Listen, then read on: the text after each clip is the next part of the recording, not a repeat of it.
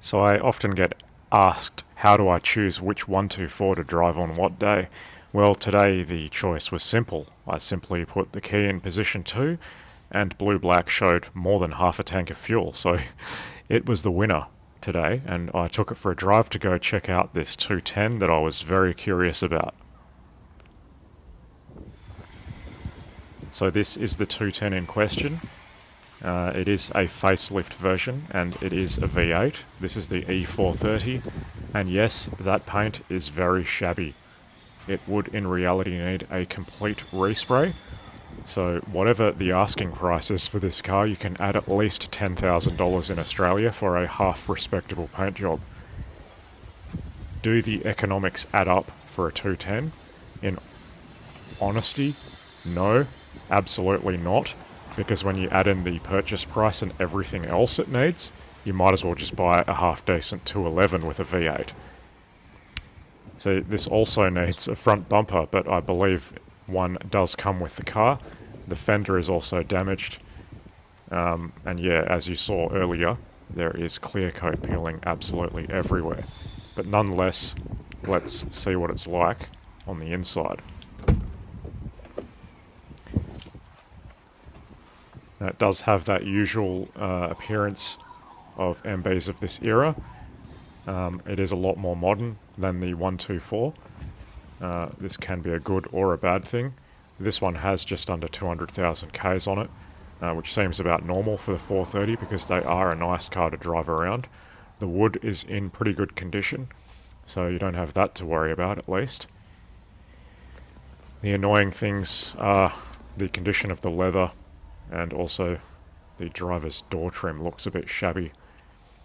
The rear looks pretty good, and it does have the usual sagging of the roof lining, but that's not actually that hard to fix. So the driver's door doesn't look that great, but I guess that could be fixed. Let's take it for a test drive.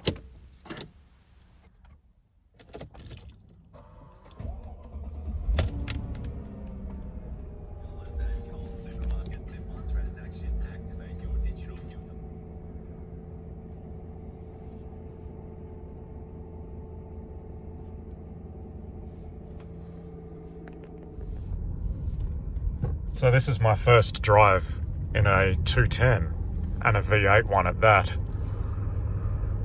One thing that comes to mind as soon as you're driving this thing is how light the steering is. I believe this is the first car that MB had a rack and pinion steering system in. It's ridiculously light. You can drive it with one finger.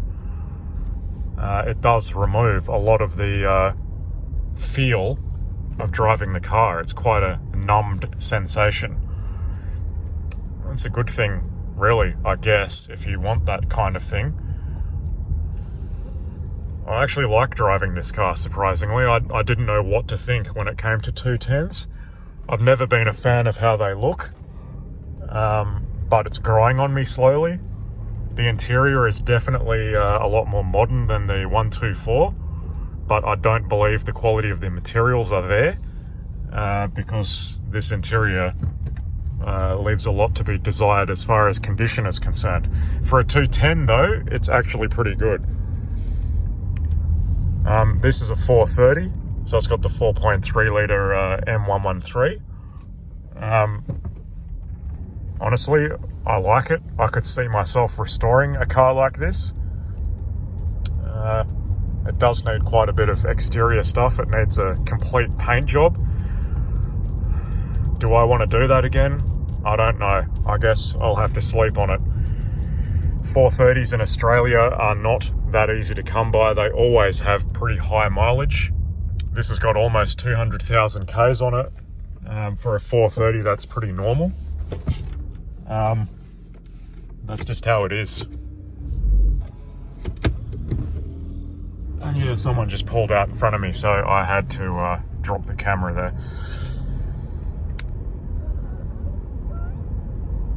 And just giving it a drive around the neighbourhood. Just to get a bit of an impression on what these things are like. Interestingly, the rear lid has these rubber blocks on it, similar to the 124 that seem to crumble and fall to pieces as well. That does also have what appears to be an original spare tyre that's never been mounted. Not that that really affects my opinion of the car, but yeah, at least it's there. And of course you saw it has a CD changer as well. And that all-important 430 badge. And yes, that is the ultra-reliable 4.3 litre M113. So as far as the engine's concerned, there's not really much to worry about on these. And of course it is mated to a 722.6, so yeah, it's a lot more modern than the 124 ever could dream to be. A little bit of work could be required in here. I did notice that the dipstick was snapped off, but honestly it drives pretty well, so I think mechanically it's okay. I noticed that it also has fly-by-wire.